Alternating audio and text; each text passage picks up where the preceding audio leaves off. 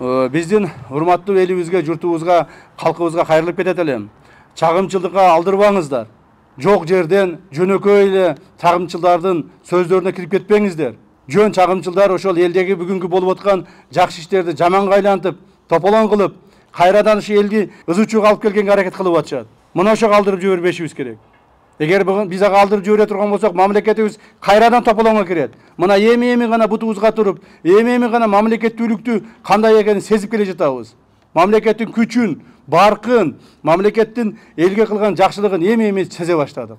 Ошондуктан ушул маселеге катуураак көңүл буруңуздар. Социалдык маселелер, ар түрдүү социалдык экономикалык маселелердин бардыгы чечиле баштады мына мамлекетибизде. Кайсы булуң бурчка барбай эле мамлекетибиздин бардык жерлеринде жол десең жол, мектеп десең мектеп, бул садик десең садик, жана башка социалдык объектилер, больницалар, жана башкалар, жанагы ипотекалык үйлөр бардыгы курула баштады. Мамлекетибиздин бардык облустук центрлеринде кайрадан аэропорттор өзүнүн калыбына келе баштады.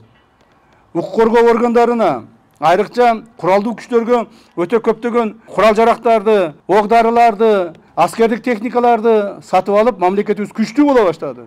Биздин мамлекетибизди башка мамлекеттер бир аз болсо дагы өзүнө партнер катары тең кыла баштады.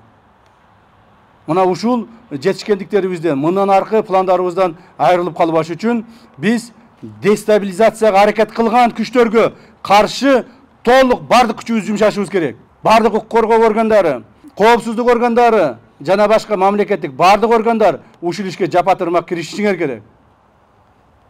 Бирок ошол эле мезгилде жөнөкөй адамдардын, жөнөкөй соода кылган адамдарга толук шартты түзүп берип, аларга арасында адашкандары бар, арасында билбей сүйлөгөндөрү бар, жана башкалары бар.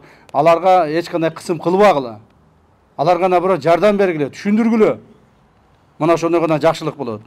Биз мына ушинтип жыргатып койдук. Ошто, Кара Сууда митинг өткүздүк, базарда, Дордойдо өткүздүк, тиякта, биякта митинг өткүздүк деп WhatsApp группаларда бири-бирине жардам берип, давай силер бу жерде өткүзгүлө, биз бу жерде өткүзөйлү, биз ушунча адам алып чыгайлы, силер ушунча адам алып чыккыла, айткыла, контейнерлерди жапкыла, базарларды жапкыла, анан кийин чыкпагандардын контейнерлерин алып койгула, базардан кууп чыккыла деген WhatsApp группалар бар.